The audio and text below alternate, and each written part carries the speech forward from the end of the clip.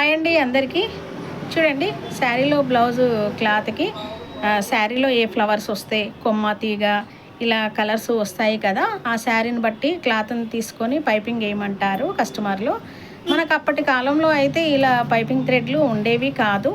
అప్పుడు మనం ఈ క్లాత్ తోటే ఫోల్డింగ్ చేసి వేసేవాళ్ళము. ఇది కూడా చాలా అందంగా ఉండేది. ఇప్పుడు ట్రెండింగ్ అనేది మనకు పైపింగ్ థ్రెడ్ రూపంలో వచ్చాయి కదా మార్కెట్లోకి. ఇందులో కూడా big size, medium and small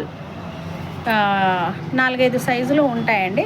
కొందరు కస్టమర్ ఏంటంటే కొంచెం లావుగా ఇష్టపడతారు, కొందరేమో సన్నగా ఇష్టపడతారు, స్మూత్గా రావాలని అంటారు. నెక్స్ట్ వచ్చేసి ఇప్పుడు పైపింగ్ వేయడానికి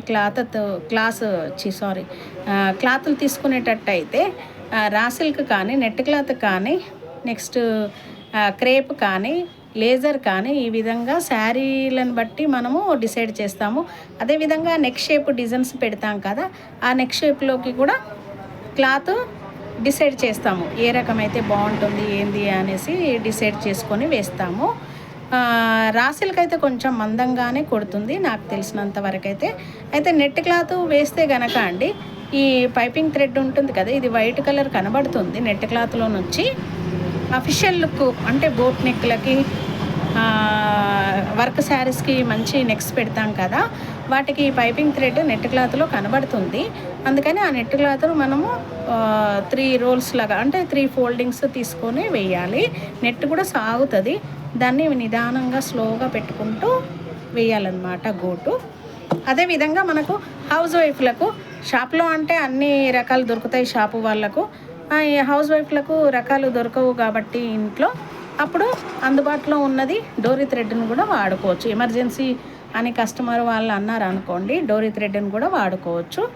ఇది కొంచెము లావు ఉంటుంది, ఒక డోరీ థ్రెడ్ వచ్చేసి సన్నంగా ఉంటుంది. సైజెస్ వైజ్గా ఉంటాయి. ఇంట్లో ఏది అందుబాటులో ఉంటే అది వేసేసి కస్టమర్కి ఇవ్వచ్చు. అంటే మందంగా ఉన్న క్లాత్లో అయితే డోరీ థ్రెడ్ కనబడదు.